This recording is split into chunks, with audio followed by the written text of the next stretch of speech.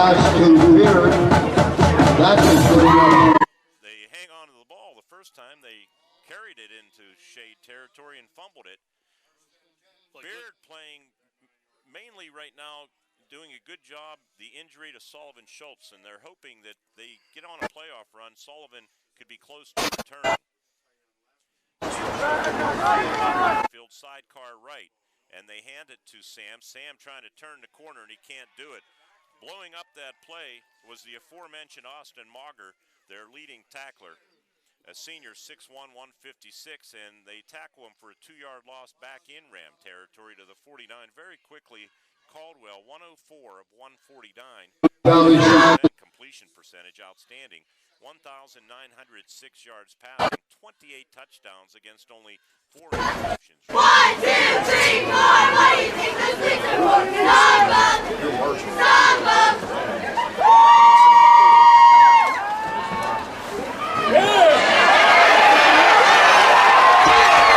Inside the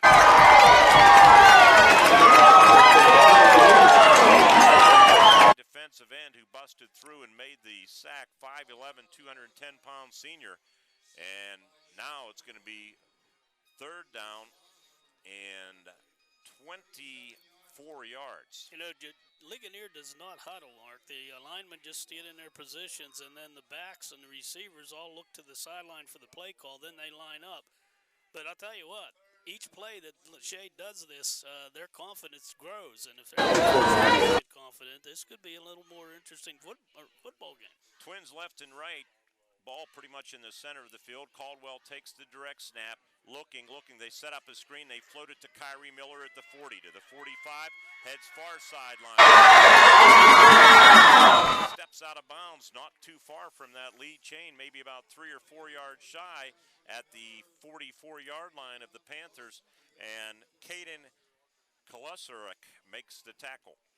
You got to be yelling. That is one of the big plays you use on 3rd and long is a screen pass. And, you know, defensively, you've got to be alert to that. They needed 24. They got 20.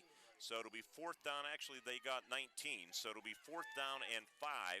And they're going to go for it from the Panther 44-yard line. And Caldwell's booting to his right, throwing deep downfield for Totino. Totino takes it in stride and into the end zone. He goes for a Ligonier Valley touchdown. 44 yards on 4th and 4, and the Rams draw first blood with 2:42 left in the first quarter. John Caldwell's 29th touchdown pass. Totino hauls in his 17th, and it's 6-0 Ligonier. Somebody just lost him, and he was 2 or 3 yards open and deep, and you know, that's the one guy on the field if you're Shade that you got to keep track of. That's just to me, that's a defensive breakdown, but it's a touchdown for Ligonier. Peter Stahl to attempt the extra point. He's 47 of 53, and the kick is up out of the hold of Totino, and the kick is good. The teams come upfield, 2:42 to play in the first quarter on an Indiana Regional Medical Center High School sports night. 73-yard touchdown march. It's Ligonier Valley 7 and the Shade Panthers nothing. And you're listening to the Appalachian Bowl 2018 presented by First Commonwealth Bank here on Cat Country 106.3 FM and the Trib Live High School Sports Network.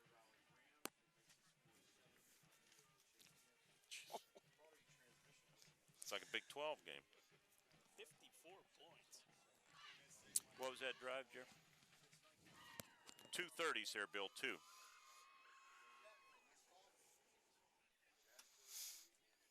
All right. Yeah.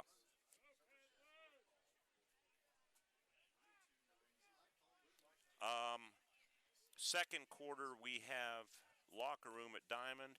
And the fourth quarter, we have Ross Legal, I believe. Wait, let me think. Yeah. Oh, who is it? It's not Friends of Jim Struzzi. They're not on this game.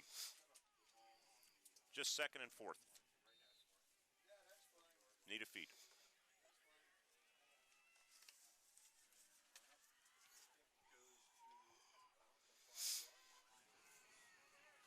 Back with you, and Stahl's kick taken and coming up the middle with the football for the Shade Panthers. I think that was Daniel Snyder. And it's returned to the 26, where it'll be 1st and 10 for Shade. deep kicks. What a difference, huh, on the coverage. Fayok actually being credited with that return. From the 26, empty backfield, nothing new there. Looks like they're going to have a wingman to the right.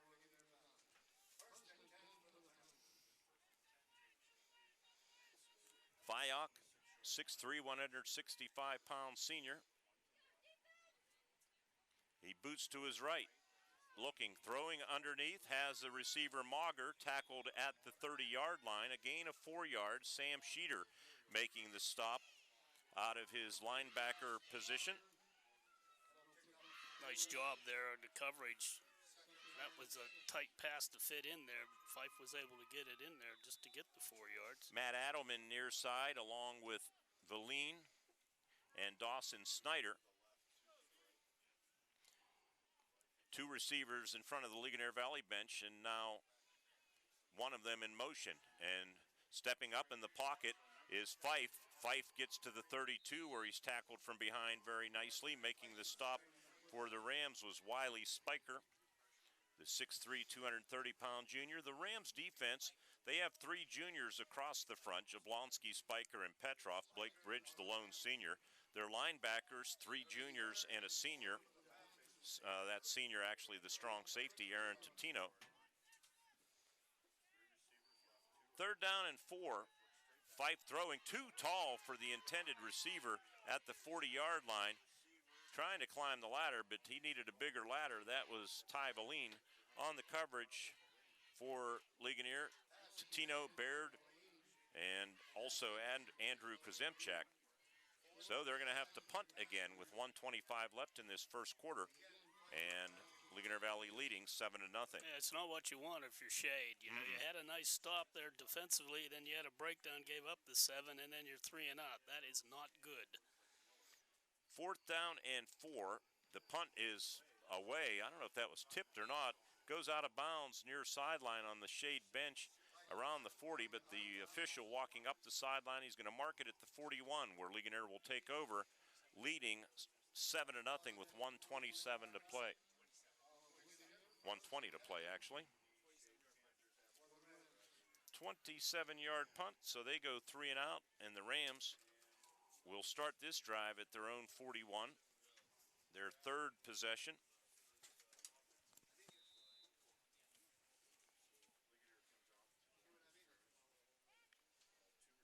John Caldwell with Kyrie Miller in the backfield. The center is Jude Grzwinski.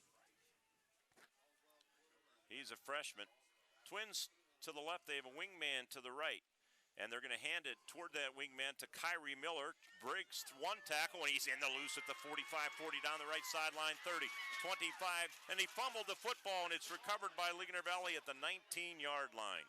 Somebody swatted at it, and Dawson Snyder might have been that guy. He made the tackle too, but he knocked the ball loose. Yeah, he was the guy that swatted at it and helped bring him down, and had he not done that, it was probably 6. They're having trouble tackling Kyrie Miller, and it is difficult if you're grabbing him around the shoulders. You got to get him down at the legs, and his legs are strong, so some reluctance. 48-yard run. This is the danger that Shade. That's why I said they had to get ahead, Mark. You know, if they start having to chase Ligonier, it's pretty much going to be over. Caldwell again from the shotgun, and again he hands it off up the middle. Big hole. Miller bounces it outside, heading for the end zone. He's in. Right toward the left pylon is where he headed. So 2 plays, and Kyrie Miller caps off a 59-yard drive. So 59 yards rushing on 2 plays for Kyrie Miller, and it's 13-0 with 41 seconds left in the first quarter. They took Mike Petroff and pulled him, and then he cross-blocked over in the left side. He was a right guard, came across into the hole on the left side. It's a little trap action, if you would, and that just blew that hole wide open. Easy touchdown. Totino to hold. Stall the kicker, and the kick is up, and the kick is good. So 14-0 with 41 seconds left in the first quarter on an Indiana Regional Medical Center High School Sports Night with Ward Hilliard. I'm Mark Burdick from Appalachian Bowl 2018 at Winburn Stadium. Our coverage continues after this on Cat Country 106.3 FM.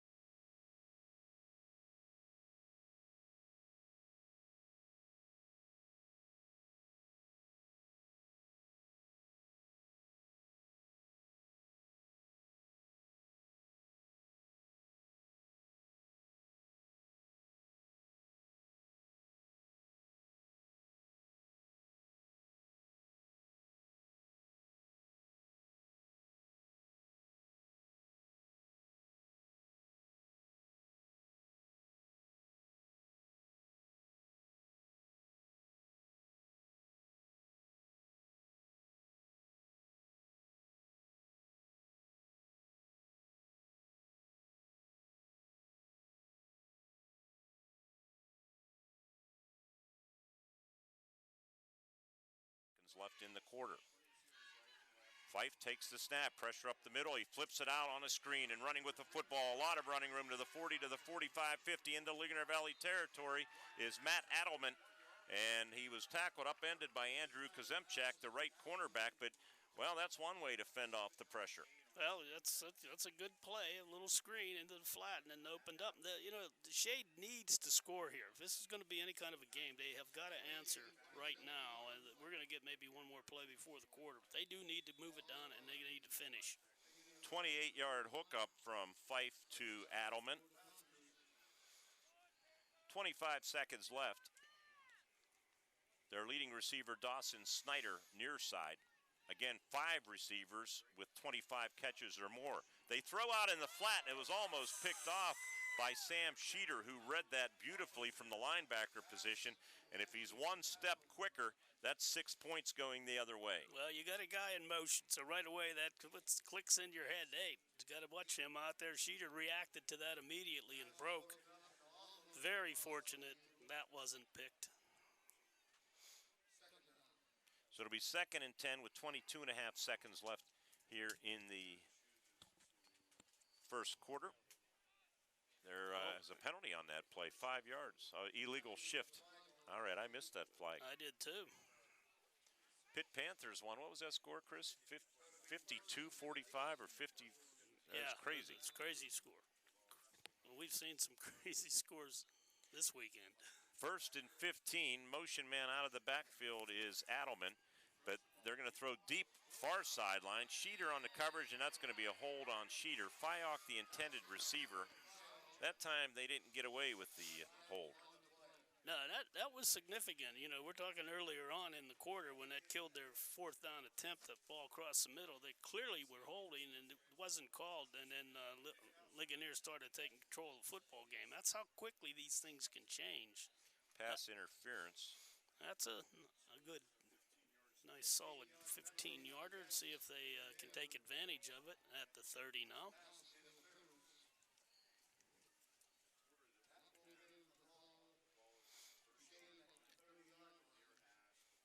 The spread's good, no, but they lose some options such as draws and just flat running plays by not having any backs. So, yeah, but this is what they've done all season, so what can I say? Averaging 43 points and 431 yards of offense, not much. No. Fife looks to pass again, throws near sideline, throws it low, and ruled incomplete. The intended receiver, Ty Valine, Ethan Boring on the coverage, the linebacker in the middle there for the Rams. Rams defense allowing 214 yards a game, 119 rushing, 95 passing, just 9.6 points per game. Just wholesale changed their defensive front 4. 4 went off, 4 come on. We don't see a lot of that in the Heritage. No, when you got 48 guys over there, you can do that. 2nd and 10, I should say. Empty set as always. Fife steps up in the pocket, and a lot of white jerseys around him. He gets back to the line of scrimmage, and that's about all. On the tackle was Noah Samp, is that right? And Petrov also involved there. Doing a nice job of containing. We're done with the first quarter, Mark. And the first quarter scoreboard says Ligonier Valley Rams 14, Shade Panthers nothing. Appalachian Bowl 2018 and IRMC High School Sports Night coverage continues from Winburn Stadium after this on Cat Country 106.3 FM and the Trib Live High School Sports Network.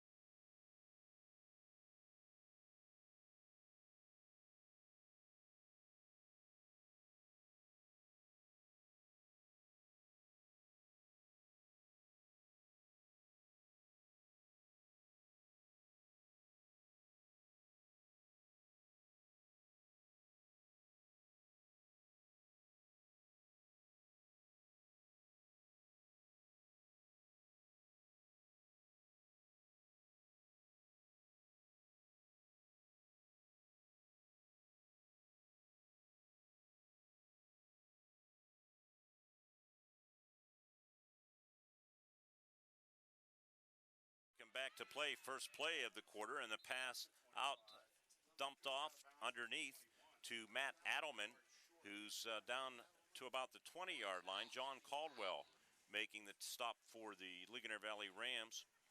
And let's see where they spot it at the 20-yard line. So it's going to be 4th down and a yard to go. Let's see if they go power I, Ward.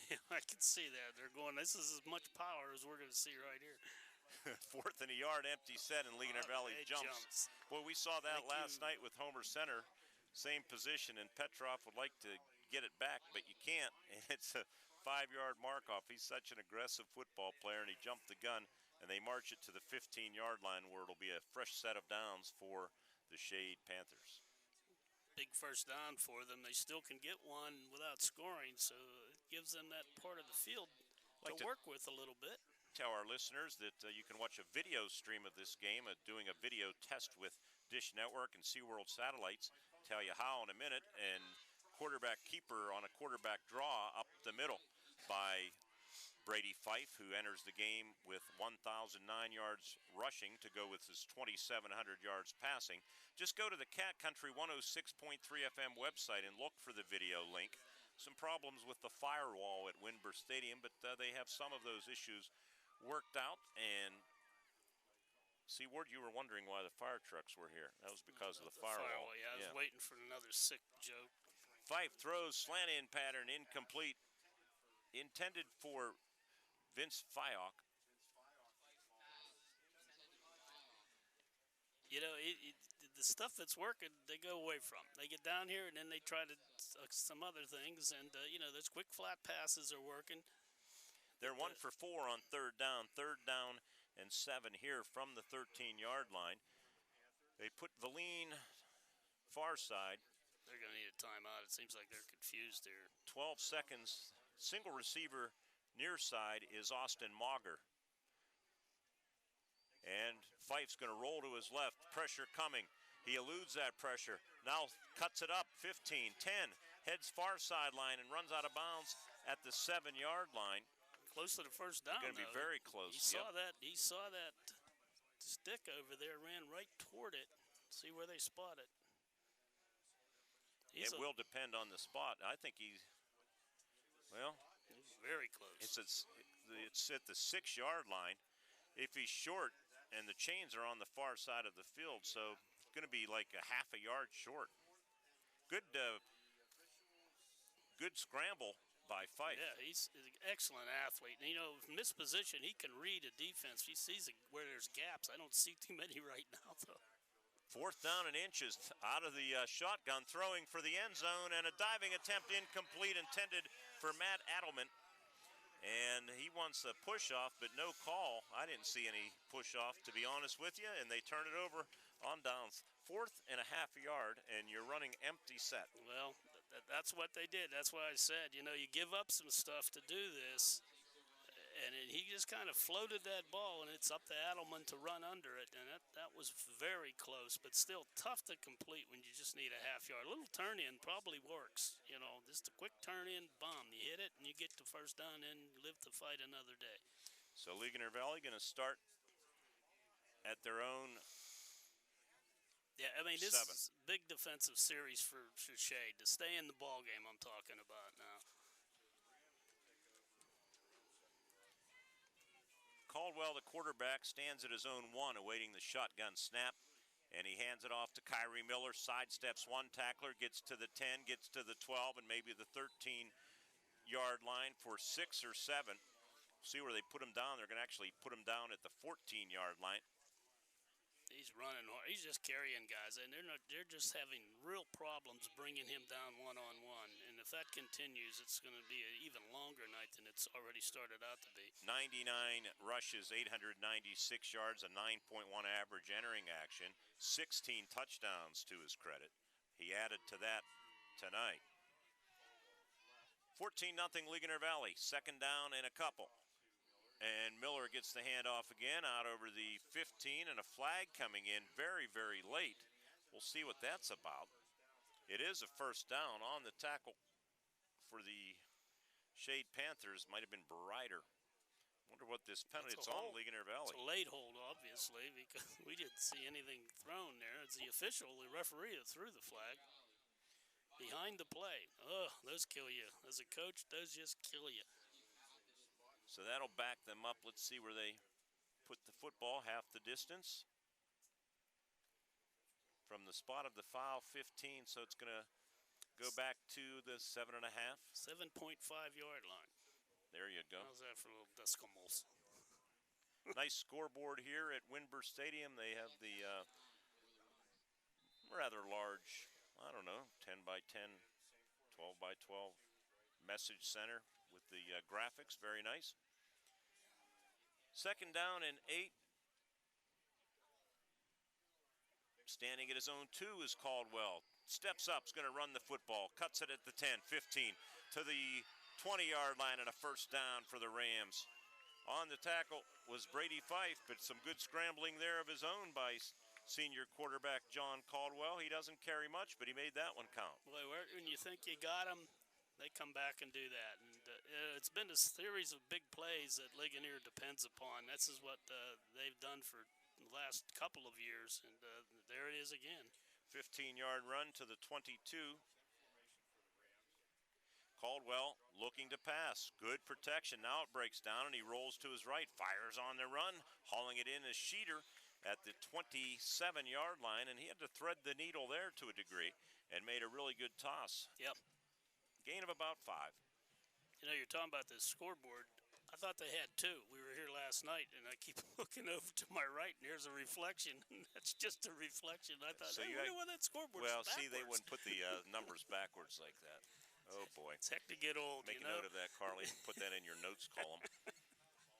Second down and 5 from the 27-yard line.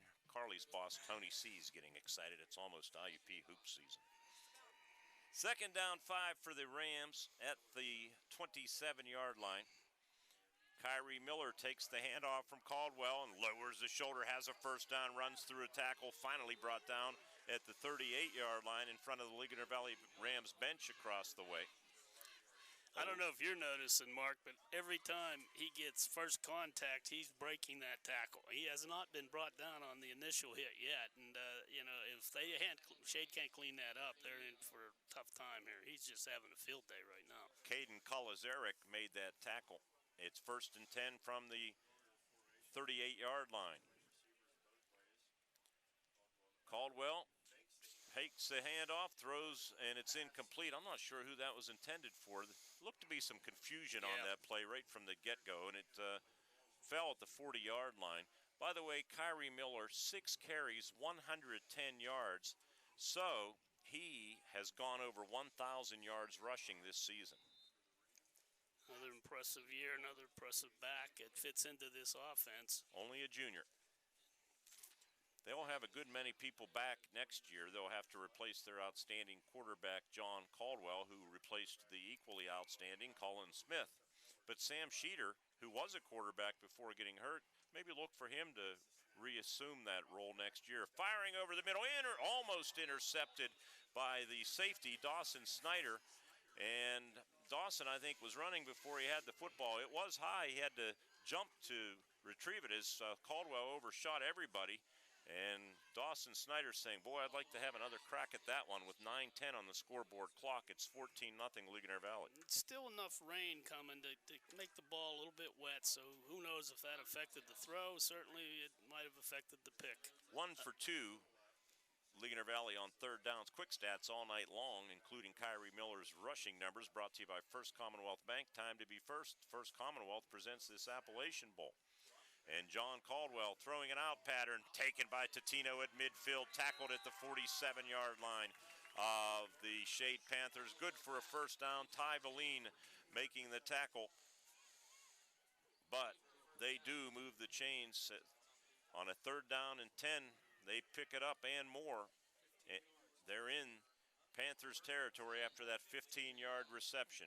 One of the things they have always done well, and that was back in the Colin Smith days also, are deep outs to Tino. He used to have a knack, as I said, for the football, and then he got some separation. Another good catch.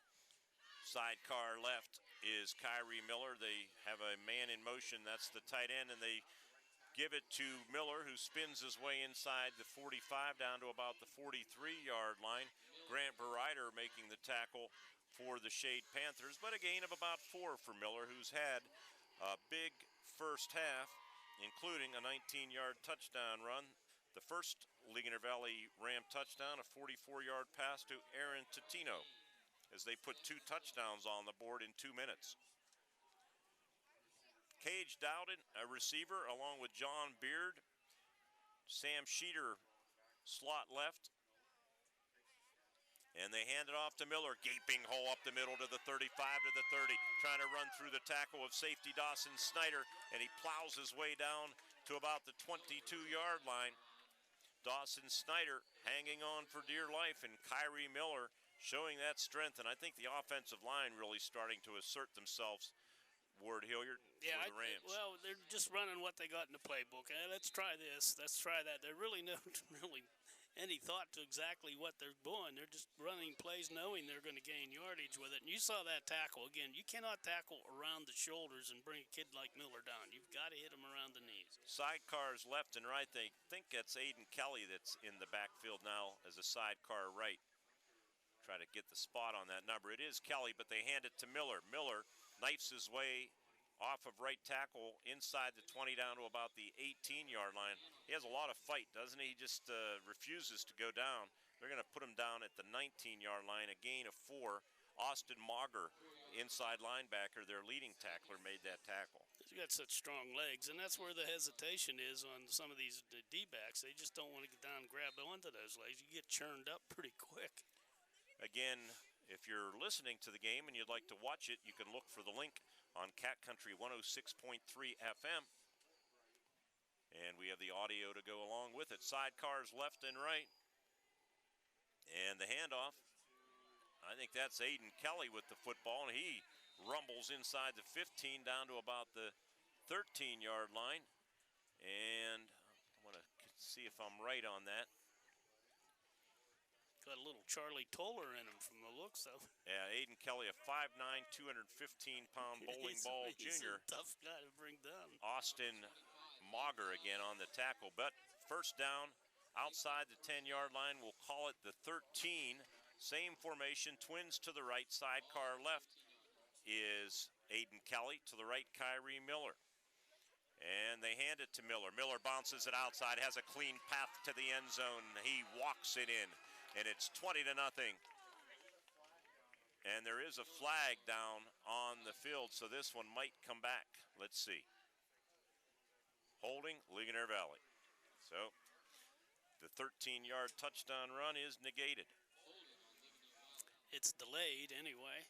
I think the thing is, again, Shade needs to do anything they can to stop this drive here. Avert the score if they want to stay in the football game. They're getting down 3 scores mark. I think it's over. They back it up to the 19-yard line. If you missed our pregame show, the Heritage Conference has won the first 9 games in crossover weekend, looking for a complete sweep. And entering this game, they had outscored the Westpac 300 to 77. Ouch. All a little stronger, apparently, this year. 14-0. Ligonier Valley, they have a 1st and 16. And they give to Miller. Miller inside the 15 down to the 10-yard line for a 9-yard pickup. So it'll be 2nd down and 7. On the tackle, Hunter Yunkin for the Shade Panthers. Hunter in there defensively. They had a little penetration early on in the game, but they haven't done so since. And as a result, Miller's getting ahead of steam as he goes through that hole, and he's just dragging folks once he gets there. 2nd down, 7 to go from the 10-yard line. Ball on the left hash. Same formation with twins up top, and Caldwell hands it off. Nice quick jump cut by Miller. And he's inside the 10 down to about the 8-yard line. Boy, that was it only produced 3 yards, but without that jump cut, it's not going to produce anything. No, it would have been a loss, but again, that's been the way it's gone for Shade. They're just unable to grab onto that young man. 5:35 clock moving in this first half. Logan Norris, I should say, on the tackle. 5'7", 197-pound senior weak side tackle. So 3rd down and 4 from the 8. Kelly to the right of Caldwell. Now they move Miller in motion out of the backfield, and Caldwell spins and boots to his right. Looking. Everybody looks covered. Now he throws, and it's caught in the end zone. It's a touchdown. Deep in the right corner. Let's see who caught that pass for it. I know Totino was over there, but I don't think he was the man that caught the football. I could not tell. Relying on our binocular Chris here. It was Cage Dowden, his 3rd touchdown reception from 8 yards out. Caldwell got strong arm there. He had to drill that in there. Well covered by Shade, but better executed by Caldwell.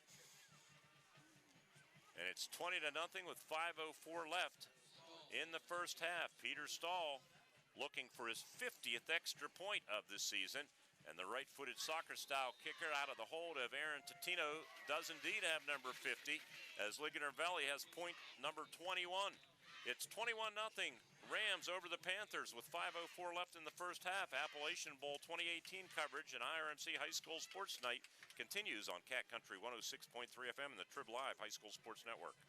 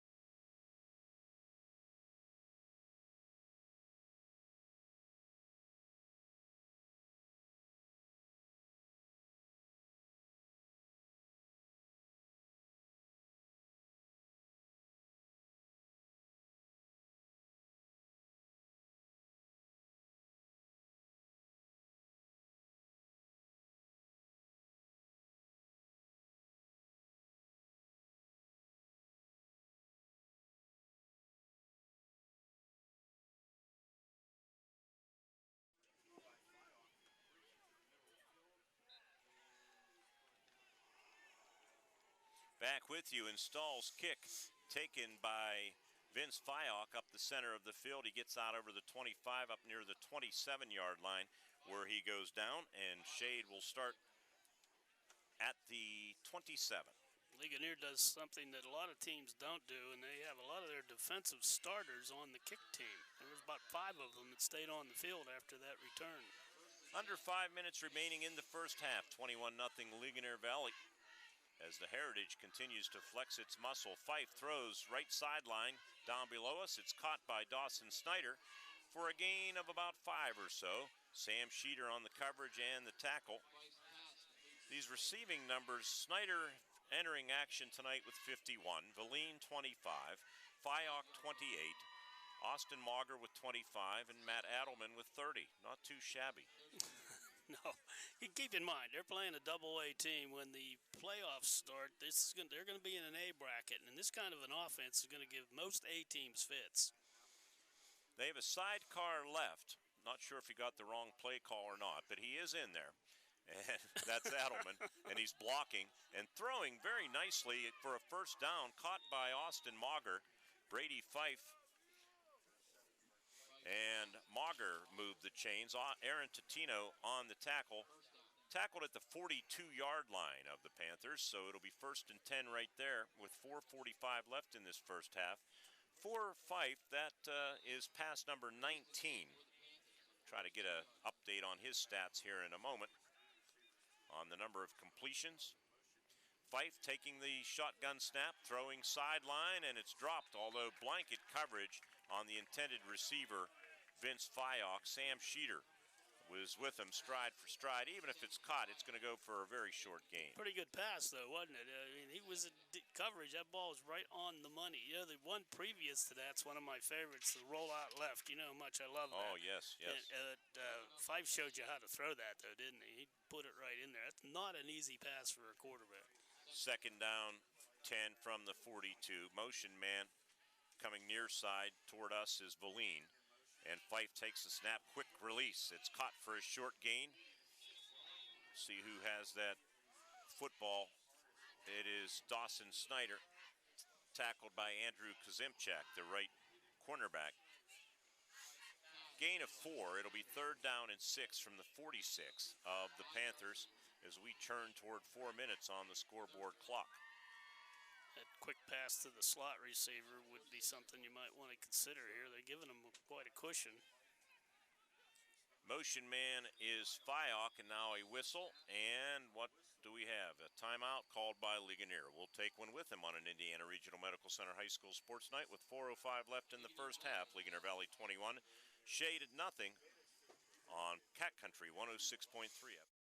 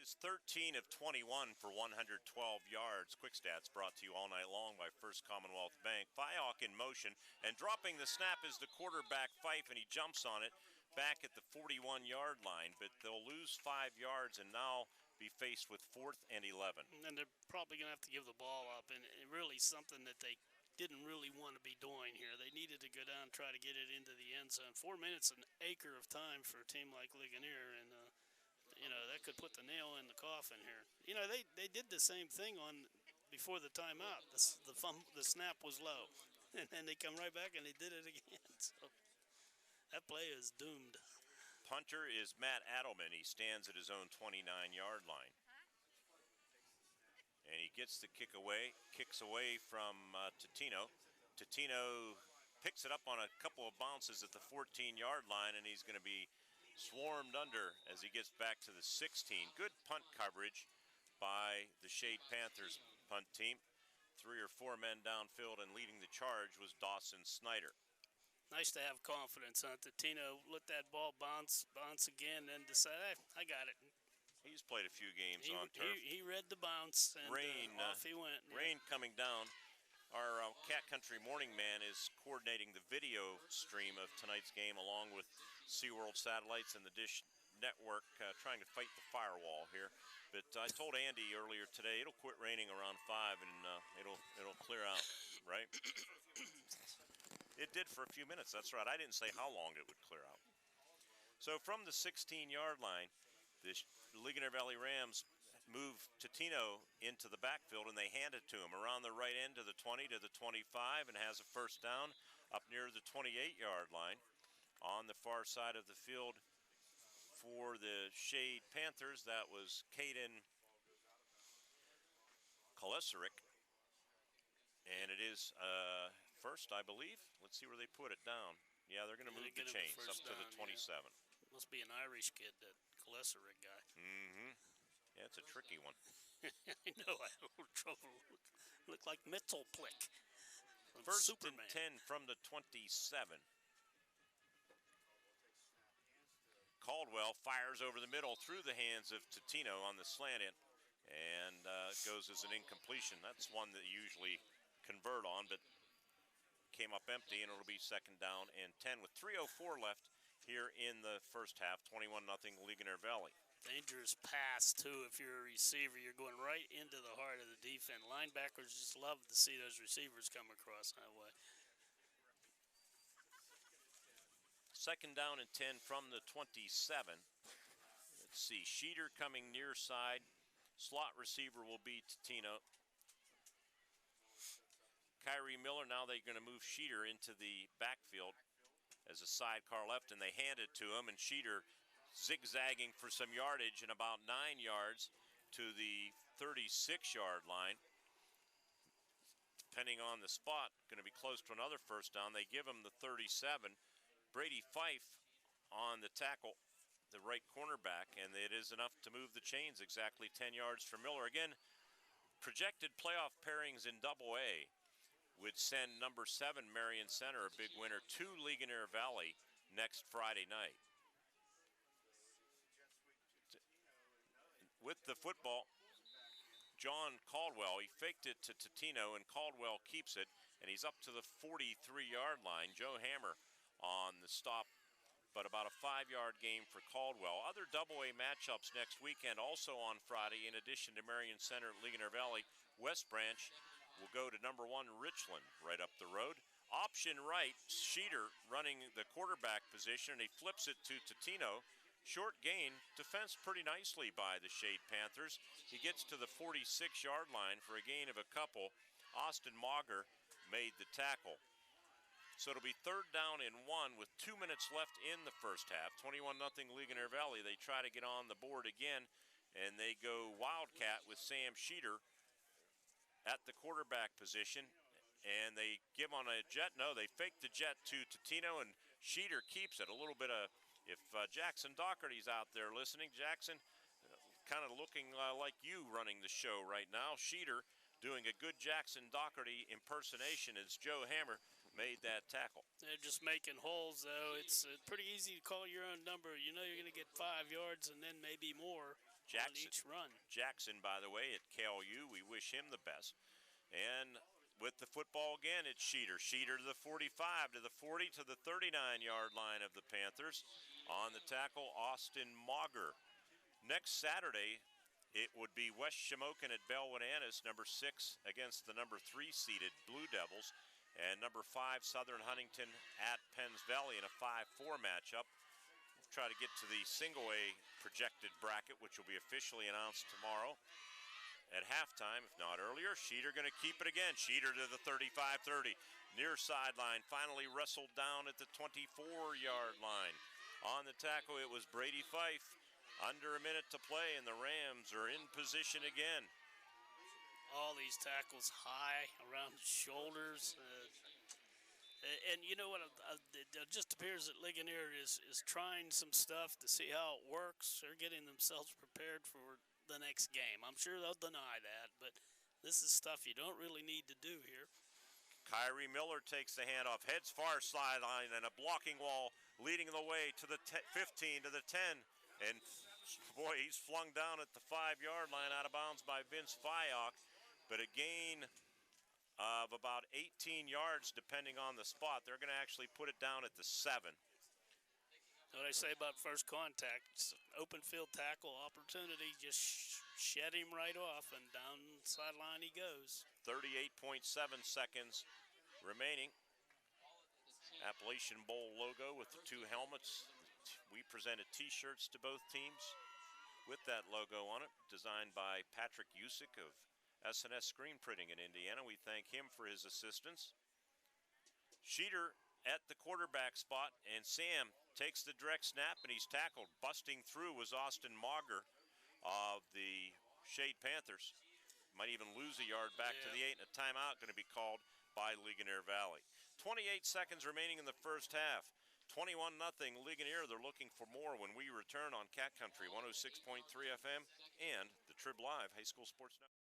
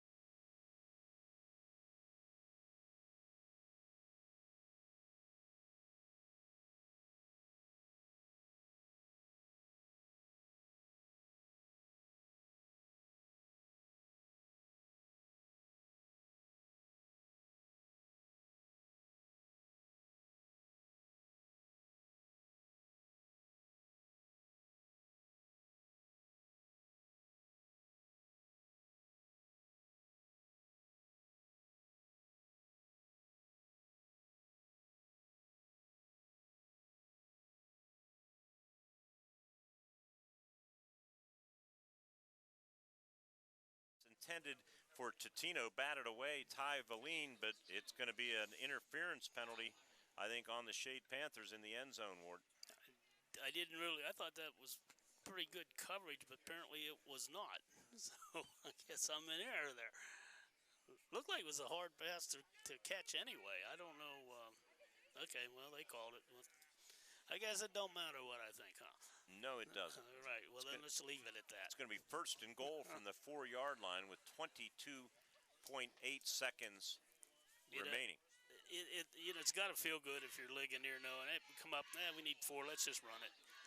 There's no thought to this stuff because they're just doing such a methodical job of moving out. Actually, in high school rule, that's not an automatic first down. Sheeter takes the direct snap, gets to the 2-yard line, and it'll be third down and goal, and Ligonier Valley going to take another timeout. Austin Mauger on the tackle. We'll step out again with 15 seconds left here in the first half.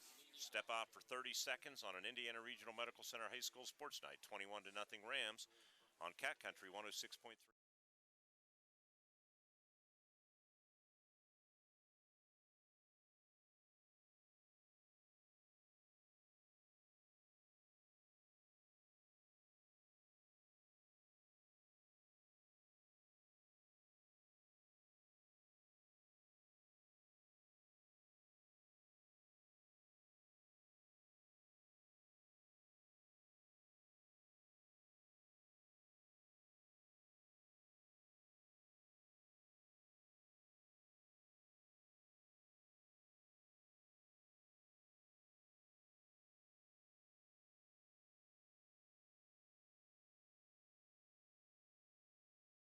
Yard line. We have a triangle pistol formation. Now they shift out of it. Sidecar right, Miller. And Caldwell back in there at quarterback. Totino in motion behind the formation. Booting to his right is Caldwell. Throws back against the grain all alone. I mean, nobody within 20 yards of the receiver for the Ligonier Valley Rams, Cage Dowden. And it is a touchdown. And it's 27-0 with 11 seconds left in the first half. Just about draw it up. That's Dowden. Touchdown, Rams. Yes, it was. I mean, it was that open. It had to be well designed. He was standing there having.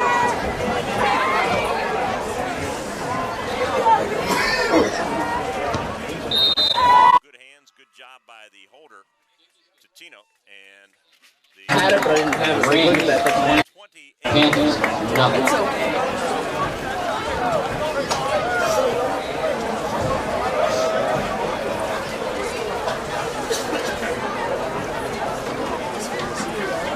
Screw Baker's gonna nervous as me.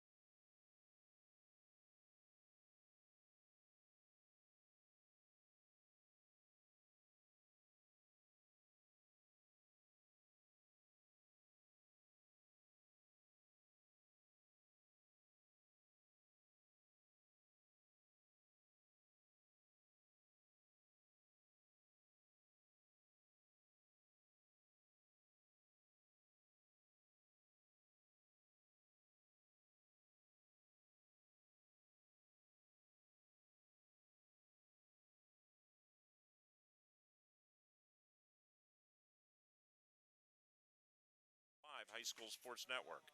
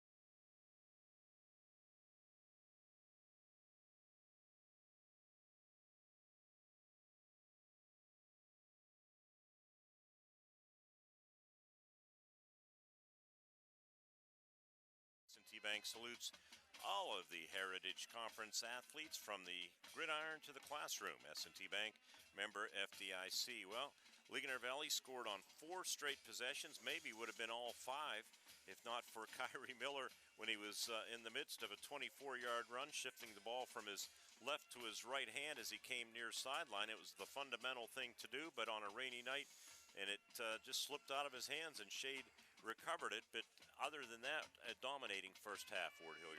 Yeah, they, you force 4 possessions, 4 scores, move the ball at will. Any running play is guaranteed to get 5 yards. Their line is, and that was one of the keys of the line that Ligonier had to dominate, and somehow Shade needed to frustrate a little bit. That they've been unable to do that with the 4-man rush. They're going to need to maybe linebacker run blitzes a little bit more than that's what they've done to get a little penetration, but they're just not tackling these tough backs. And John Caldwell would pass if he needed to, but he really hasn't needed to. It's just a pretty easy game, I guess. I hate to say it that way, Mark. I think everyone knows what we're talking about.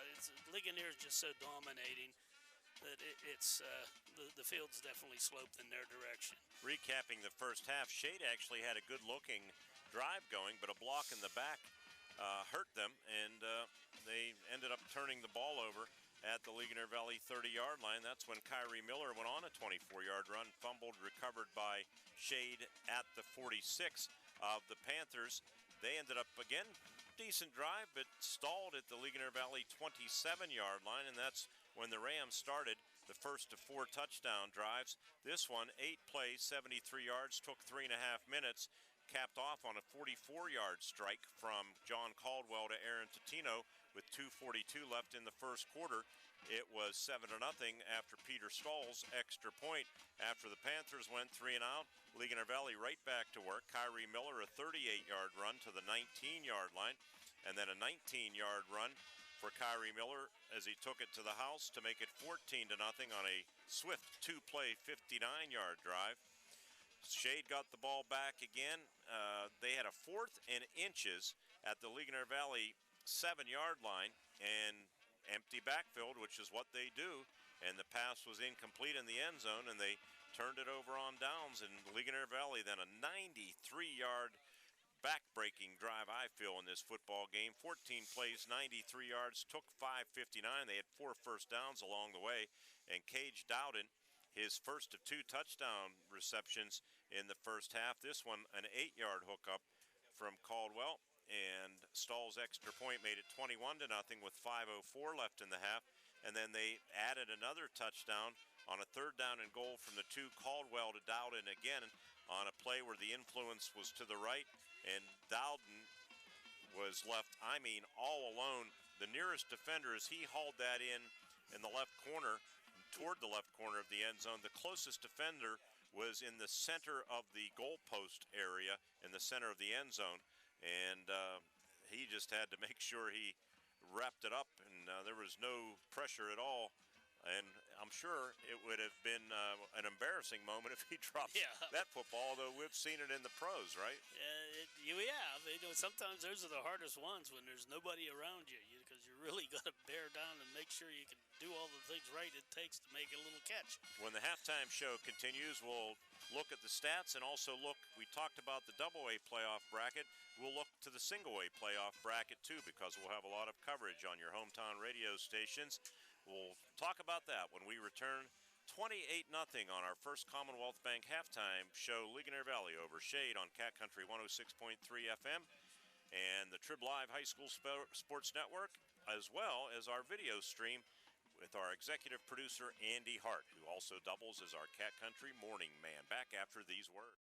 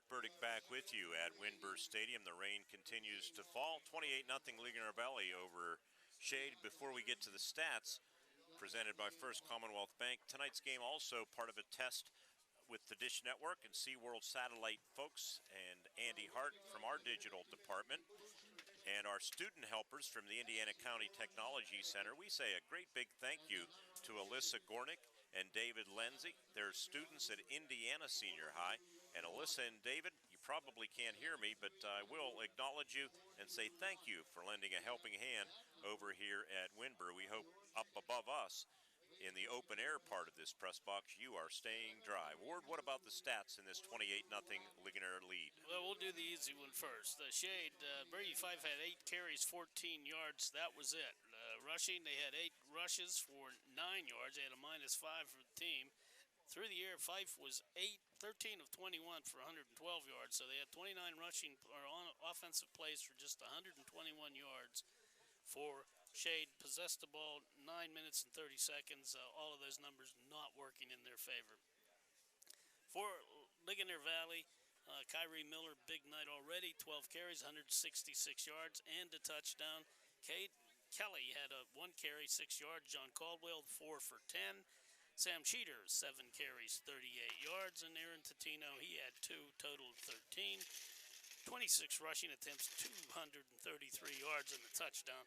Through the air, Caldwell was 8 of 11, very efficient, 106 yards, 3 touchdowns through the air, 37 offensive plays, 339 yards. That's an entire game in most cases. So it's pretty much a dominating effect again by the Ligonier Valley Rams, number 10, I would say. Marion Center head coach Adam Rising texted us in the booth and says, watching the stream sounds great, and we want to say congratulations to Adam. They needed some help last night, and they got it, and then they took care of business today out at Conemaugh Valley. I understand, Adam, it was a very dry surface out there, and the rain avoided Conemaugh Valley. Not really. Our guys had trouble seeing the numbers, I think. 40-16, the Marion Center Stingers beat the Blue Jays, and I had some conversations with a couple of friends at Adams that are helping to sponsor the games, and he just spoke so highly of Adam, and I said I had a feeling when I kind of reintroduced myself to him at the media day at Portage, and then at the Luther Ford Coaches Show, I think even more so. Just had a feeling he was going to do a great job, and he's done just that. Yeah, I talked to him at the coaches show also, and I agreed, Mark. I thought he was going to turn that program around a little bit, and he really has a positive impact. Hopefully he can get some more kids out, and they can start playing solid Marion Center football again, and that's what he's there to do. But a lot of these guys, Coach Marabito also at United, turned that they are program. red hot. He's working hard at doing They're that. my dark horse pick to make it to the district championship game. You know, these guys have been great all year for us. Marion Center, by the way, their prize for winning today looks like, according to my projections, they're going to head to Ligonier Valley next Friday night. But that's okay. It's a good experience for his squad, no matter the outcome. And with some young football players, including a sophomore quarterback, it can only help you to get the extra practice in and the extra game. In single A, we already gave you the double A matchups real quickly. We'll give them to you again. West Branch at Richland, Marion Center at Ligonier Valley Friday, Saturday, West Shamokin at Bellwood, and Southern Huntington at Penns Valley. Our projections for District 6 single A, first 4 teams will receive byes: Northern Cambria, Juniata Valley, Bishop Guilfoyle, and Portage in that order. Next Friday, number 12 seed Purchase Line will travel to United, number 5 seed. Number 11 seed Bishop McCourt at number 6 Homer Center.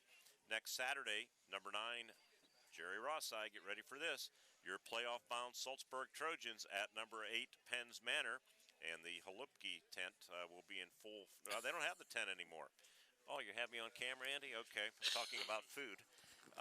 And number 10 Conemaugh Valley will travel to Claysburg Kimmel.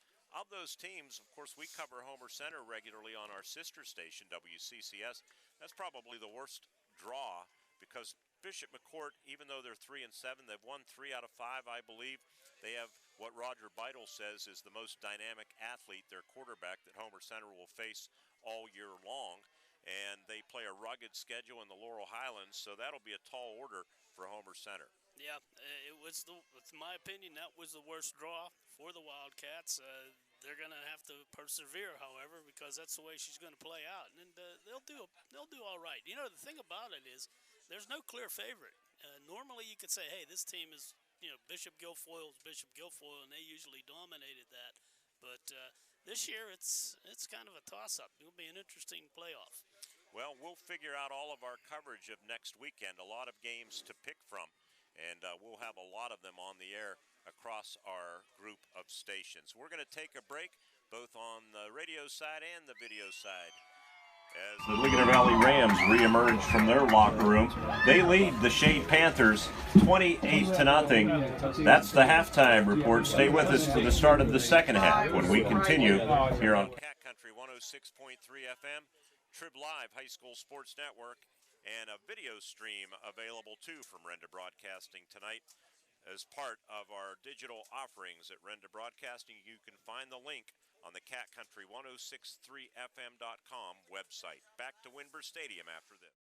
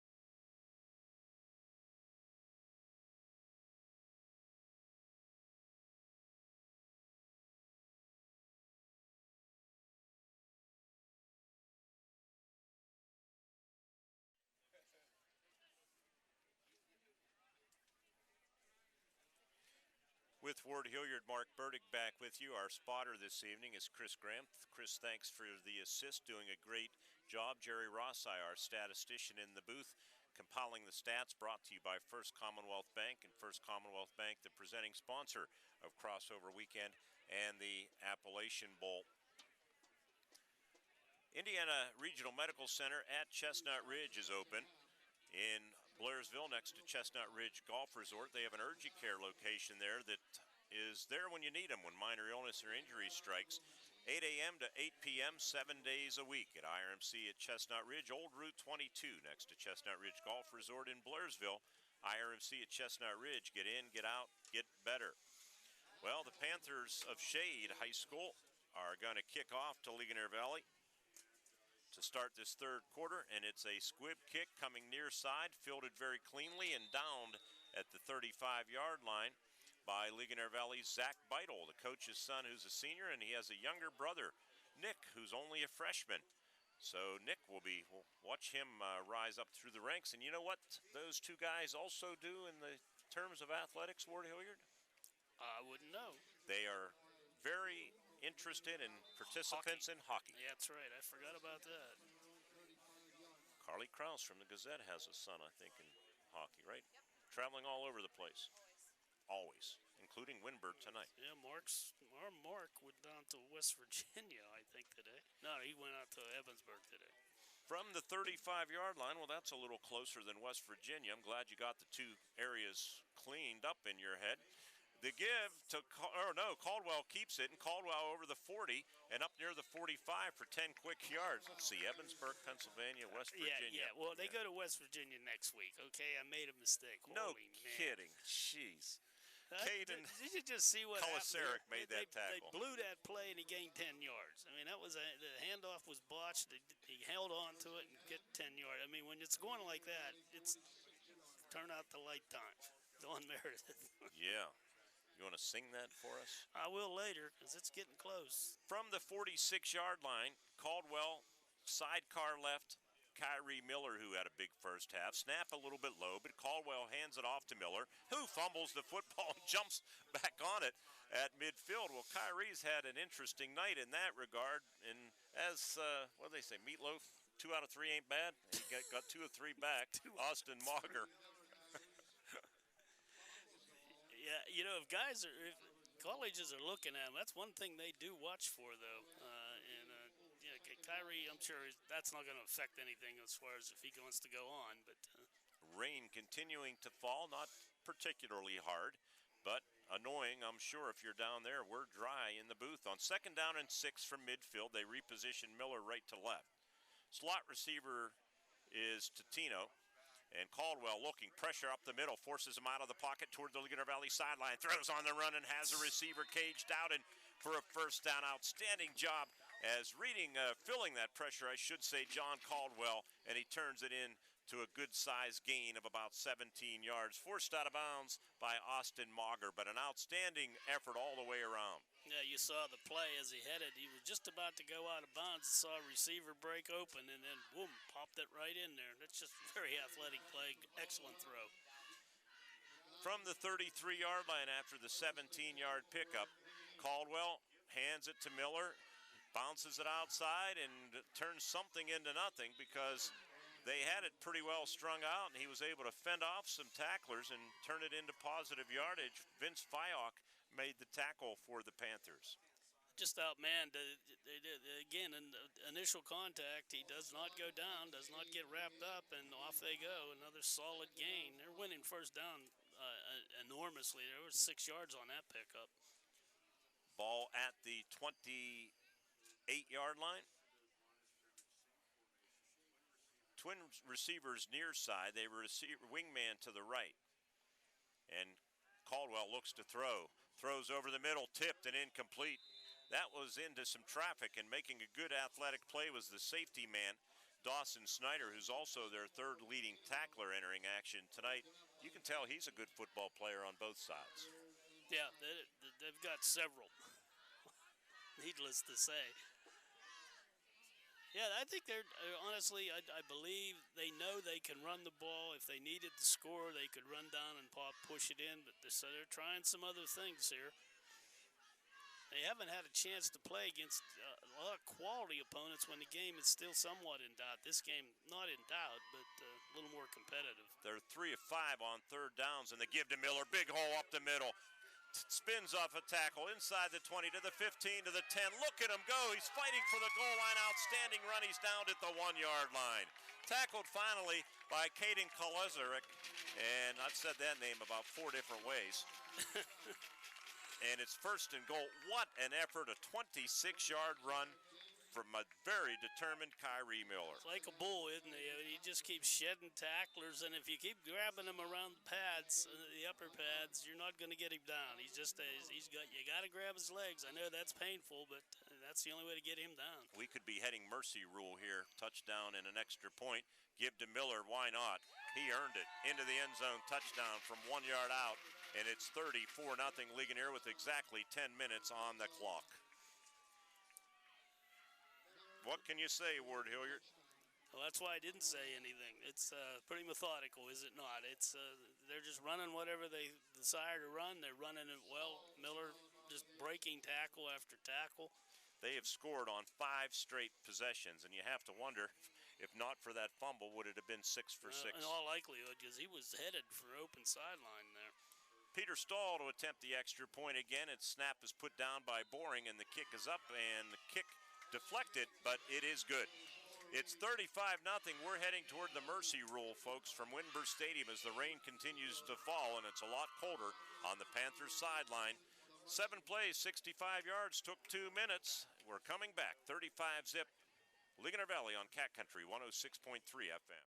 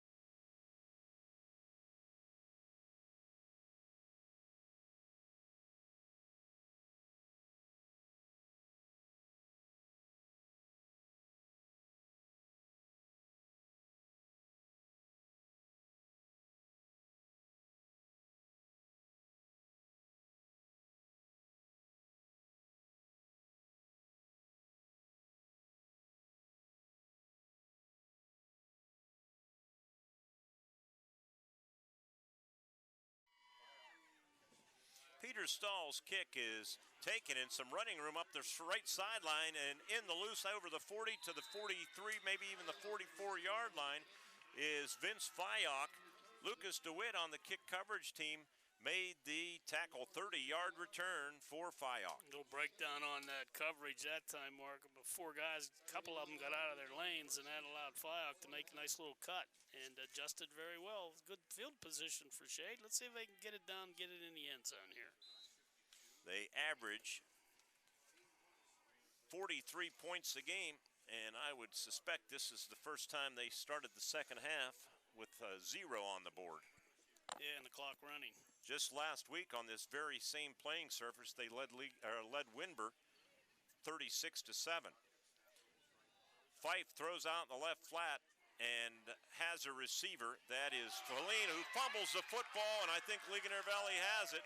He was fighting for a second effort type deal, and he coughed up the football. It was recovered by Wiley Spiker. Whole play's predicated on the block by the wideout coming in to help the slot man, and he missed the block, and that's the gentleman that made the tackle, and it's kind of spun him around, ripped the ball out, and on goes the parade. Now, Shade, if you're Shade, one of the things you might want to try is some blitz packages just to see how they work, whether they do or not. You're looking ahead also to a playoff situation. The young lady in front of me just told me that they're into District 10. Guess who's there? The Farrell Steelers. They're How about that? First, second, or third in the state. I'm not sure which. But Sheeter, by the way, forced that fumble according to our spotter, Chris Graham. And now we have a whistle and a flag. Is it going to be delay of game? One thing I didn't notice last night, and I'm looking tonight, are there play clocks here? It's offside Ligonier Valley. They're pointing toward Ligonier. Tatina is arguing. And all the receivers come up. They ask the official on the line side whether or not they're okay, and I think that's what he's arguing. Hey, I ask. Oh, there is, right. I was shielded by one of the posts here separating their window frame here. There is a play clock right in the end zone, plain as day. Yeah. There's another one over there. 40-yard line. No, that's a reflection. But there is one in the other end zone. It's backwards, yeah. Yeah, that play clock says it's backwards 7. Why do they have backward numbers? Kyrie Miller, oh boy, here we go down to the 20-yard line. Try to get back on track here, folks. 20-yard gain for Kyrie Miller, who continues to pile up the yardage. Brady Fife on the stop for the Shade Panthers. He's just a bull. He runs so hard. 200-plus yards here tonight, and you can add 20, so I think it's 222 Does a nice job of spinning, too. When you first hit him, he spins out. That is hard to grab a guy, especially when it's got a strong leg drive like he does. 15-yard gain to the 25, not to the 20. So we'll take 5 yards away from Kyrie, but he's still over 200 and a big night. Sidecars left and right of Caldwell. They hand it off, and Miller spun around and still backs his way for a tough yard. He's a very determined football player, Kyrie Miller, only a junior. Shane Furco on the stop for the Shade Panthers. Furco, a 5'11", 210-pound senior. So Marion Center will travel to Ligonier next Friday night. We'll have to sort out all of our coverage. So many local teams in the opening Weller weekend. Field ought to be just delightful. Well, I heard a story about United I'll share after this play. Second down, 9. Sidecars left and right. Sam Sheeter, receiver to the left boundary. Tino to the right. Takes the shotgun snap, hands it off to Miller. Cuts it up, lowers the shoulder, fights for the 20-yard line, just refuses to go down. And finally does after the whistle. But he gets to the 18-yard line, a whole host of blue jerseys in there for the Shade Panthers as we have 6:45 on the scoreboard clock. We're in the mercy rule. It's 35-0 Ligonier Valley. Dawson Snyder made that stop. I had heard that the United Lions, or the United School District, had reached out to Indiana about the possibility of playing on the turf at Kuznetsky Field. So we'll see if that occurs. I'm not sure if Homer Center would consider something similar because with all of this rain, these fields are just in horrible shape.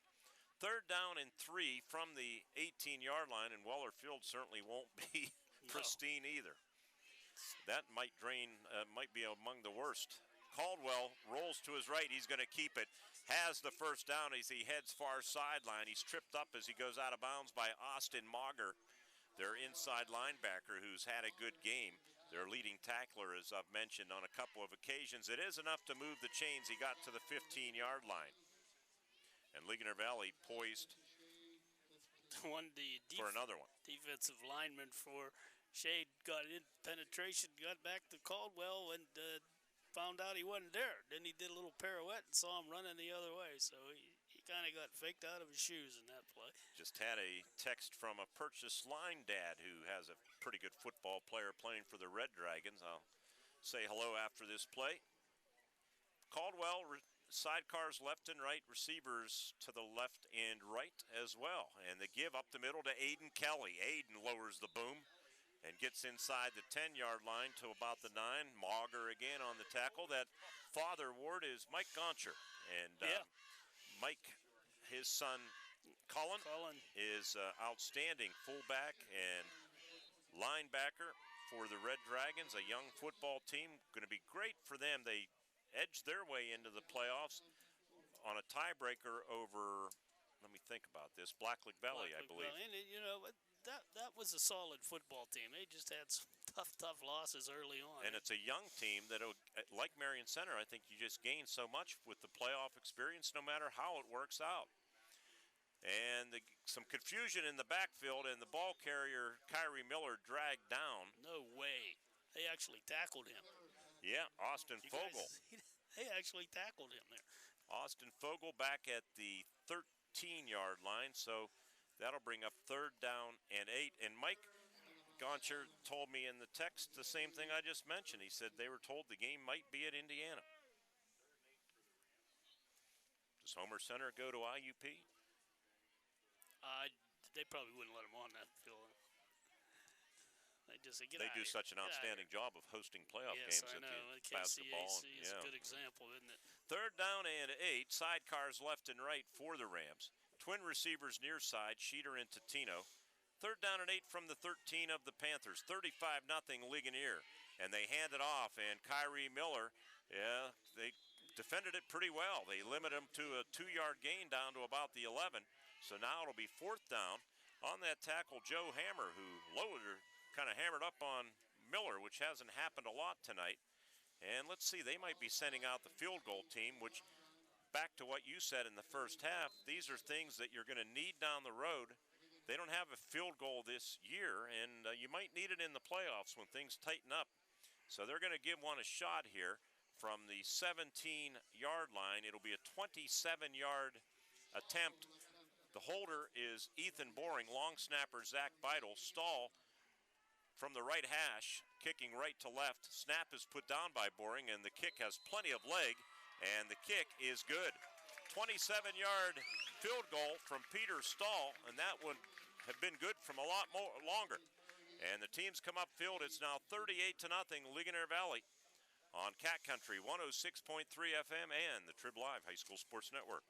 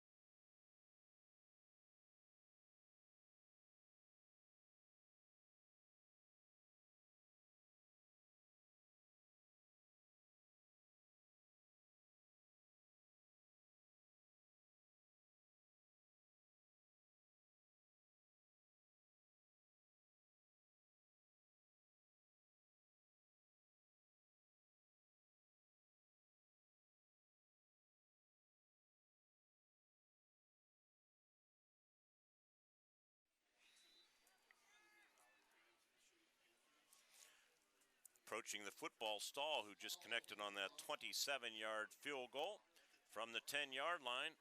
It's a reverse. They give it to Dawson Snyder as Fyock flipped it to Snyder, who's out over the 30, and he fumbles the football, and Sam Sheeter picks it up at the 36, and he's going to be tackled at the 34-yard line. When it rains, it pours, and it's doing a little bit of both tonight in more ways than one on the Shade Panthers. Austin Mauger.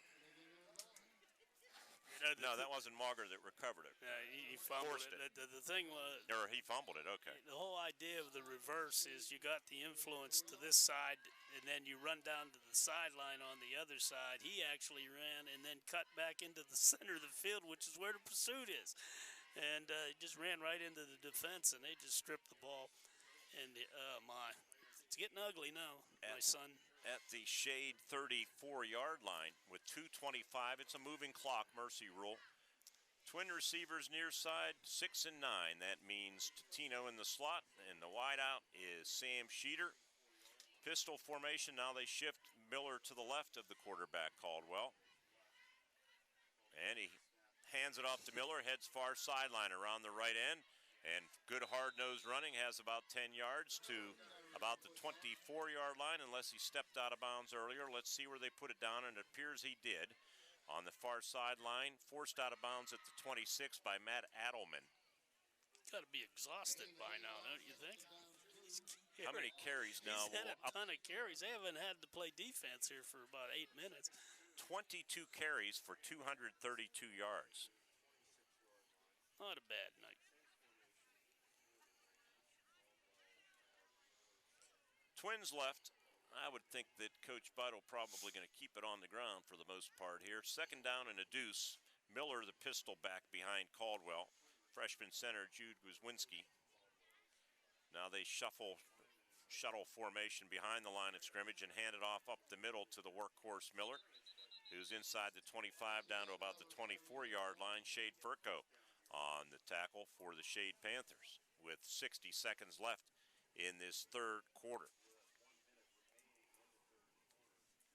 So it's been kind of what we expected. It started off promising for the Shade Panthers, and yeah, but as I said, they needed to score right off the bat. They needed to get ahead, and then they had to match Ligonier to have any chance here, and it just didn't happen. Once they got down to 2 scores, it was bad news.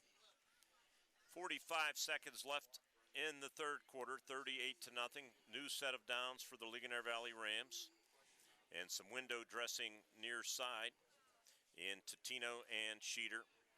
Pistol formation, and again, Miller now sidecar left. motion man behind the formation, right to left, and Caldwell is going to pass. Caldwell throwing left corner. Totino takes it in at the 5-yard line. Aaron Totino, Dawson Snyder on the coverage. Clock will continue to roll, and it is good for a first down. And we're going to have the third quarter come to a close.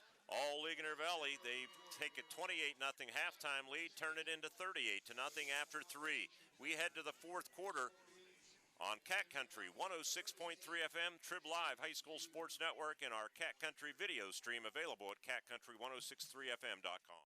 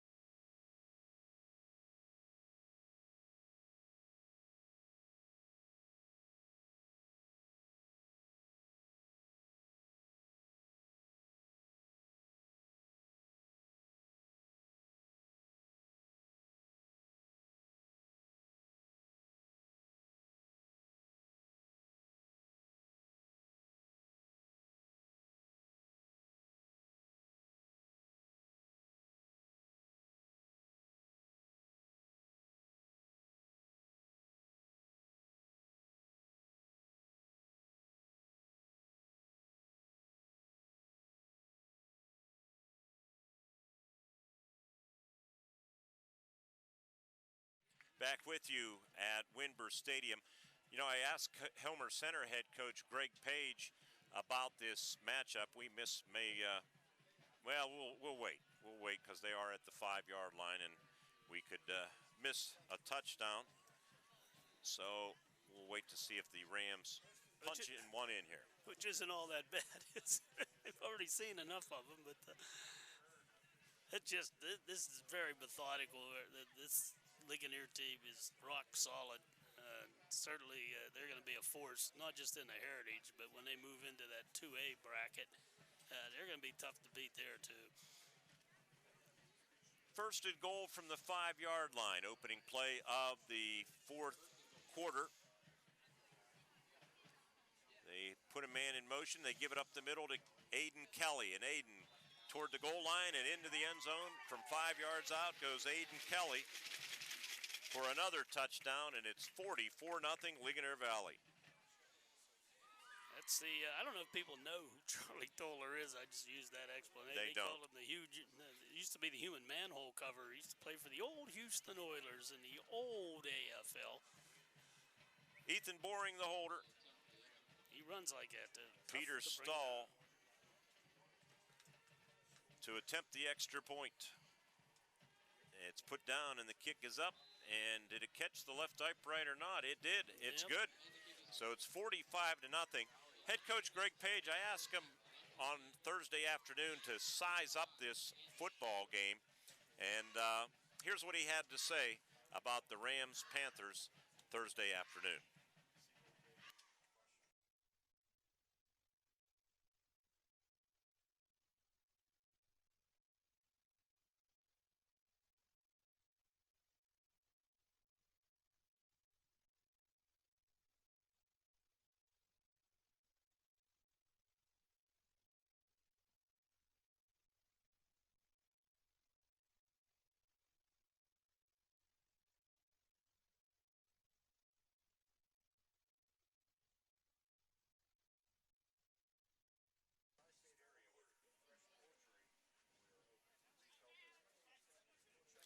I'd say he nailed it. Yep, they've been very disciplined on defense. Matter of fact, they haven't had to play much defense because Shade keeps turning over the ball. So at least in this half they have. And it's just been, again, that offense is just so powerful. Shade's pretty much beat up. They're just going to try to get out of Dodge here healthy and get ready for the playoffs starting next week. Yeah, first 2 rounds, seeding's important because you get home field advantage, that type of thing. So this will be a tough team to beat, though, in Class A. Yeah, No you can see the skill level. Good kick by Stahl. backs Fialk up to the 6-yard line. He heads far sideline with the football. Now he reverses and has some running room to the 20, to the 25, to the 30, and out of bounds at the 32, where he's forced out by Andrew Kazemchek and Zach Beidel. I think that was Kazemchek. Number 2. Yep. Brought him down, and nice reversal.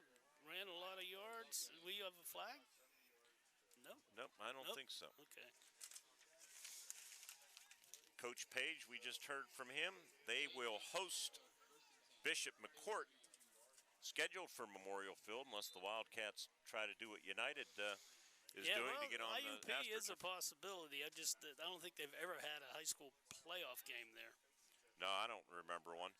Fife throwing, and did he stay in bounds, Dawson Snyder? They're going to say he got a foot down at the 41-yard line. Ligonier Valley fans don't like it, but hey, it's 45-0. Let's give them one.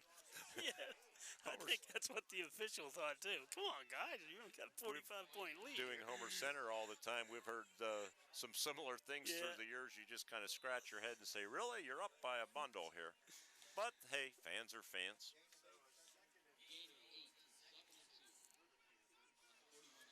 Fife has not had a chance to throw deep because of the pressure he's got. It's all worked out. Ligonier just did a great job defending. Just got noticed his left hand is taped, too. I didn't notice it earlier. Nice crossing pattern and a good grab in traffic by Austin Mauger for a first down to the 48-yard line. Zach Beidel on the stop, I believe, along with Kyrie Miller. That was a good throw and a better catch by Mauger. Oh, much better. Yeah, he was well covered by Beidel there, but the ball right on the money, and he hung on, which isn't easy in these conditions. 1st and 10. Fife takes the direct snap, throws out in the flat, has a receiver, and I think that's Ty Valine to the 49-yard line. Let's spot it here. Yep, Valine on the, nope, correction, 10, Fialk. Their numbers are somewhat hard to read on. They were having pretty good success with that early in the game, but Ligonier has certainly adjusted. You can see them flooding out there and holding that to just about a 2-yard pickup. Aiden Kelly on the tackle from the 49-yard line, 2nd down and 7 for the Panthers. Under 10 minutes to play in the game. It's 45-0. Now throwing deep for Dawson Snyder, almost intercepted by Andrew Kazemchek at the 25-yard line. So it'll be 3rd down and 7 for the Panthers. That's one of the few deep passes that Fife's been able to get off, but it was right into double coverage. Tatina was back there as well. You're not going to hear the end of Fife, though, not only with the football season, but he is a superb basketball player, and the Shade Panthers are going to be heard from on the hardwood this year. District 5, right? Yes. Fife on a quarterback draw up the middle to the Ram 45, gets to about the 41, and depending on where they put the knee down, looks like it's going to be the 42. So going to be close to a first down. It might be enough to move the chains. And they do have a first down. Kyrie Miller again on the tackle. Boy, the rain just has not stopped. It's been miserable. And for 2 nights we've been sitting here sitting watching this, and it doesn't look like tomorrow's going to be much better either, huh? I haven't looked that far ahead. It's an off day. That's good, right? Yeah. 1st and 10. Fife throws, and it's caught by Caden Kolesarek. And a gain of 10 or 11, and another first down for the Panthers. Not so sure that was who it was intended for, Mark. Did you see the other one player leaped up for it and went past him, and then Kolesarek made the catch. Kyrie Miller on the tackle again. Good thing they're playing on turf, huh? Oh, you can imagine. Norm grass field, oh my. 1st and 10 from the Rams 32. Fife takes the direct snap, boots to his left, looking. Now he cuts it up, has some running room, steps out of bounds at the 26-yard line of Ligonier Valley for a gain of about 6 yards. Sam Sheeter with the force out, but 2nd down and 4 as we move under 8 minutes remaining in a lopsided Appalachian Bowl 2018. You know, I don't have the scores of the first 2, but they were pretty bad as well. They were bad. I think the Conemaugh Township was over 50. Brady Fife. I have him at quarterback We've been now. saying him so much. Yeah, He's playing both ways. We're gonna put him in the backfield of the Panthers. Pass complete, by the way, to Mauger. Guess who made the tackle? Kyrie Miller. Well, that was my ESP yeah, working. you were already assuming. My ESPN kicked in. To the 20-yard line, it's good for a new set of downs for the Panthers. 7.5 minutes left in the football game. Both teams playoff bound. Single A in District 5 for the Panthers, double A for the Rams. Fife throwing out in the right flat. Good grab and maintaining his balance with his left hand and forced out of bounds at the 2-yard line is Matt Adelman. Boy, it doesn't get any nicer than that.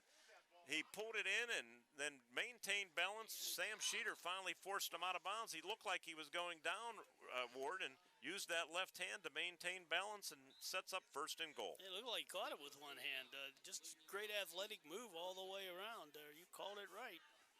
Are they going to run a quarterback sneak here? I don't think so. From the shotgun, 3 receivers near side, twins to the short side. And Fife fires. And it's caught in the center of the end zone for a touchdown. Good leaping grab. Let's see who has the football. I didn't see any arms go up from the officials here. I think it was number 1, Caden. Oh, they're saying 12, Dawson Snyder. Apparently he dropped. Oh, no. I didn't see any signal, did you? Did you see? Oh, okay. There's 6 points. Yeah, they're going to go for 2. Okay, they put it up. Yeah, they don't All kick. Right. All right. I just didn't see any of the officials raise their hands as it was a touchdown. Dawson Snyder from 2 yards out. Good for them.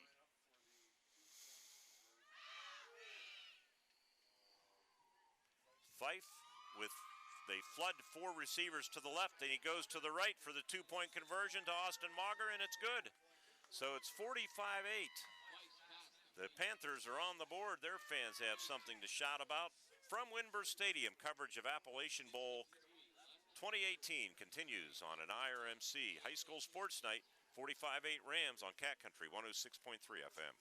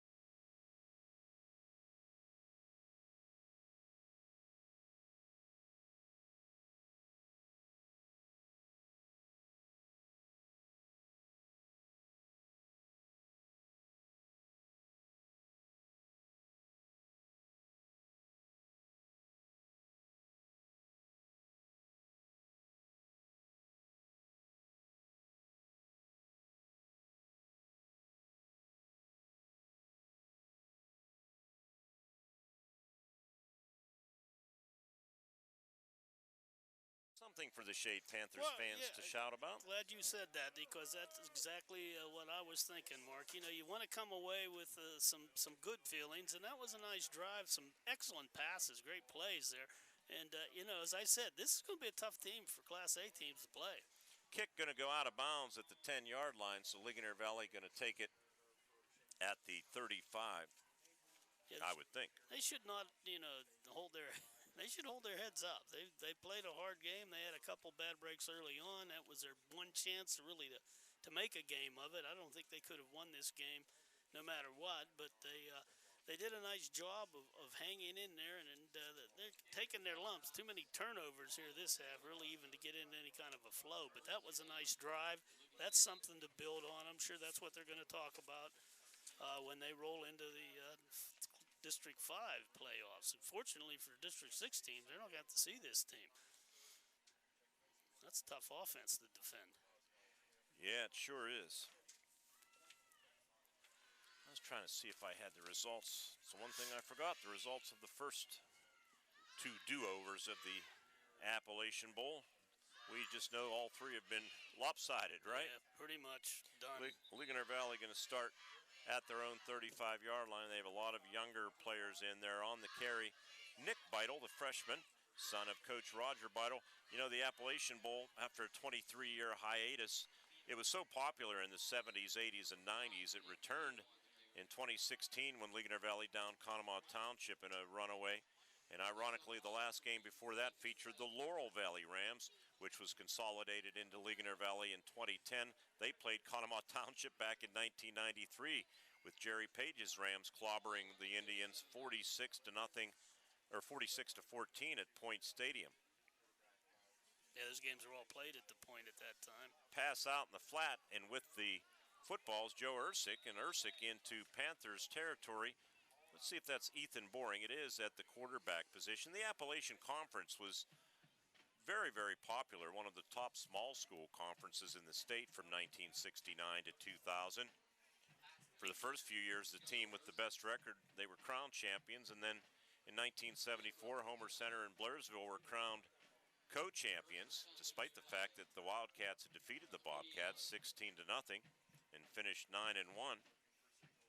They played the Appalachian Bowl Award from 1975 through 1993, and we were at a lot of those, many of them at Point Stadium.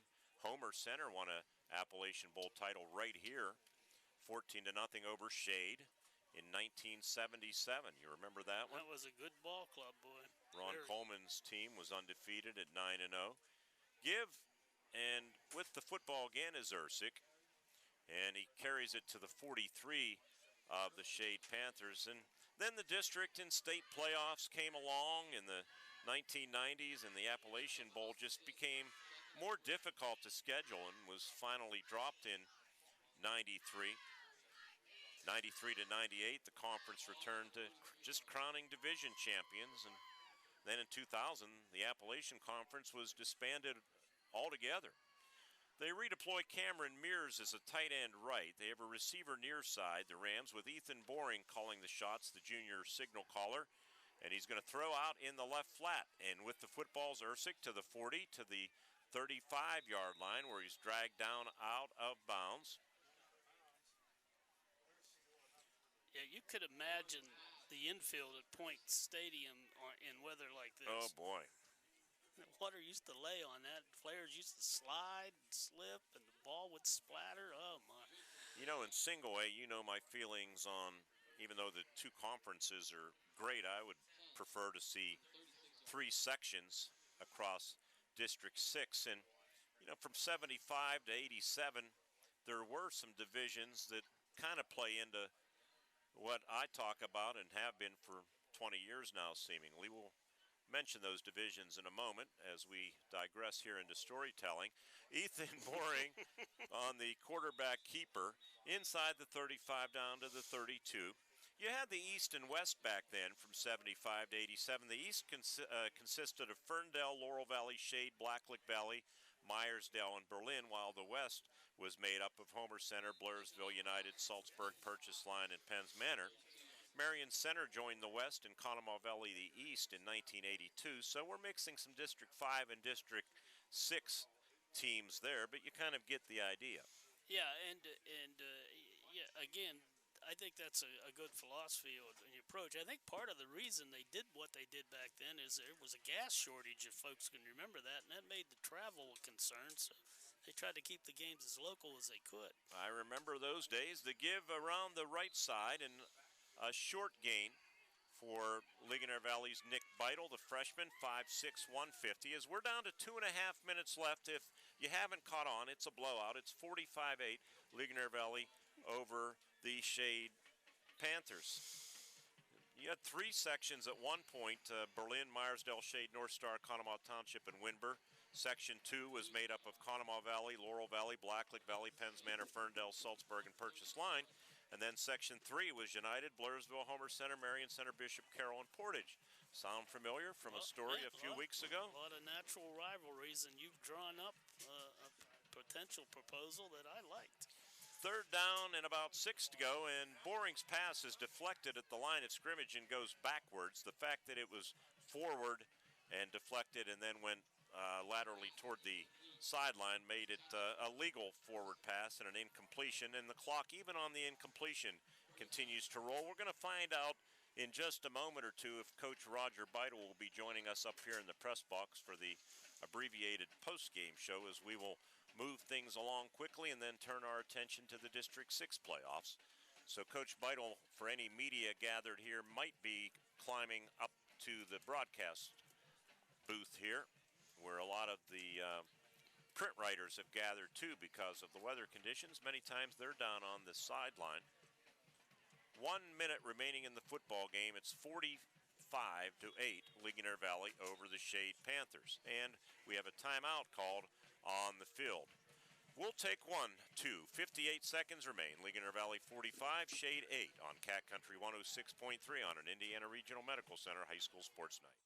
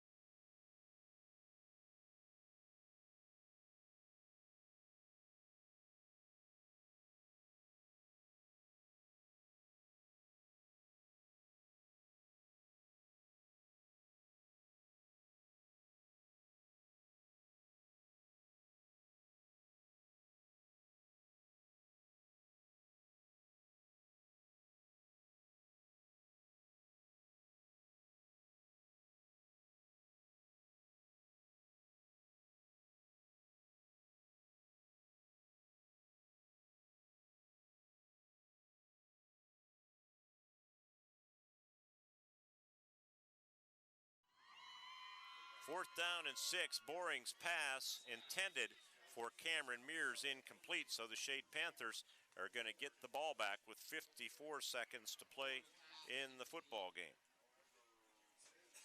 And this will about do it. Shade probably get to run a couple plays, and that'll be about it for them. Another blowout win for Ligonier Valley, 3 in a row. Going to be tough to unseat them. I mean, year in and year out, they're going to be tough to beat in the conference. So Shade will start at their own 32-yard line. See if Fife is still in there, and I'll tell you what, they direct snap it to him, and he takes a knee. And Shade said, enough of this. Is enough. Live to fight another day. We're all healthy. Let's stay that way. So they'll have to do that one more time. I'm sure the guys that come on the field for Ligonier aren't too happy about that, because it's probably one of the few times they get to play here. We will be wrapping things up on the video side pretty quickly here. And the direct snap to Fife, who takes a knee, and they're going to count it down here. And for the 3rd year in a row, we say the same thing. Congratulations, Ligonier Valley Rams, as they cap off a 10-0 season, regular season, for the 2nd straight year. And they win their 3rd straight Appalachian Bowl, and now they'll set their sights on a three-peat for the District 6 AA Championship. The clock has hit zeros, and the final score, Ligonier Valley Rams 45 and the Shade Panthers 8. Ward, your thoughts on this game? Well, it's kind of like what we said, Mark. We didn't really think that Ligonier needed to. Let me get my mic over Jerry here. It's just bounced around. Ligonier knew if they got into their game, they were going to win the ball game. And Shade needed to score early, as I said. That's one of the keys of the game. They had an opportunity. Their drive stalled. And again, penalties are things you can't afford against a good team. They created one. They got Ligonier got the ball back, and boom, right down the field they go. Once they got a 2-score lead, it was pretty much history then. Shade just could not respond, and it's nothing against them. It's just Ligonier. 7 straight possessions they scored on the Ligonier Valley Rams. They scored 14 points in the first quarter, 14 in the second, They led 28-0 at the half, added 10 in the third quarter, 7 more in the fourth before Shade got on the board on a Fife to Dawson Snyder touchdown pass with 6:53 left in the football game. But it was lights out, and now they turn their attention, the Rams do, to the District 6 AA playoffs, and they're going to host a familiar opponent in the opening round, the Marion Center Stingers.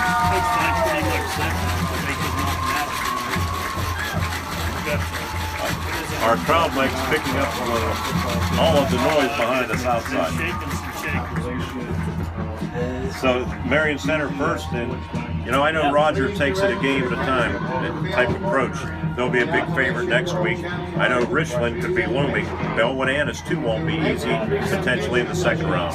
Pennsylvania is another one that I think you got to consider. They've been playing well at the end of the season. I've always believed that. You know, you need to be peaking at the end of the season going into the playoffs, not in the early part. So we'll see. For those that have watched our video stream, we thank you for doing so as we were running another test in cooperation with SeaWorld Satellites and the Dish Network as part of their Sling system. We thank the students who were involved with us tonight as well from Indiana High School, and our executive producer on the video stream, Andy Hart, also Dee Ober from SeaWorld Satellites and Dish Network. We say thank you. Hopefully more of this to come. So we're going to sign off. On the video side, we'll come back with the radio postgame. Again, the final score here from Winburn Stadium, Appalachian Bowl 28, Ligonier Valley 45, and the Shade Panthers 8 with Ward Hilliard. Mark Burdick signing off on the Renda Digital side. More to come on Cat Country 106.3 after this break.